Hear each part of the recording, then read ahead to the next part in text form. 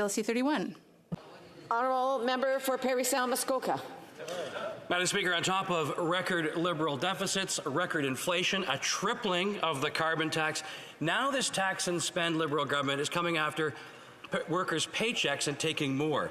This week we learned that the average Canadian family now spends more on taxes than they spend on the basic necessities of food, shelter and clothing combined. Madam Speaker, Canadians are desperate. Will this government give them a glimmer of hope and cancel their tax hikes on January 1st on workers' paychecks? The Honourable Minister of Families, Children and Social Development. Madam Speaker, let's be clear what the member opposite and the Conservative Party are talking about. They're talking about employment insurance and they're talking about the Canada Pension Plan.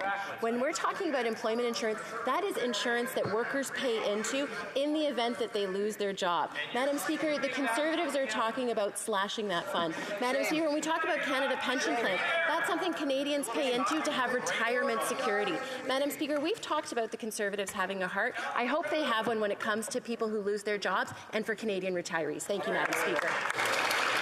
The Honourable Member for Flamborough-Glanbrook.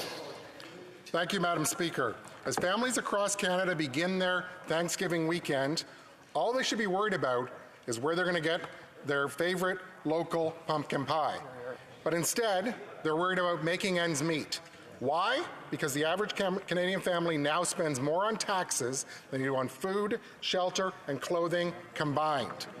The last thing they can afford are even more taxes. Will the Liberal government cancel their planned January 1st tax hikes on Canadian paychecks? The Honourable Minister. Madam Speaker, what the Conservatives are talking about is cutting EI and cutting the Canada Pension Plan. Madam Speaker, these are two of the most important programs that we have in the social safety net in Canada. They support workers who lose their jobs and they support retirees. Madam Speaker, as we go into this Thanksgiving weekend, I hope that Conservatives can think about families and can think about the people that they would hurt if these measures don't move forward. Thank you, Madam Speaker. The Honourable Member for Langley-Aldergrove. Madam Speaker, people in my community are deeply concerned about the rapid rise in the cost of living. The average Canadian family now pays more on taxes than on the basic necessities of life.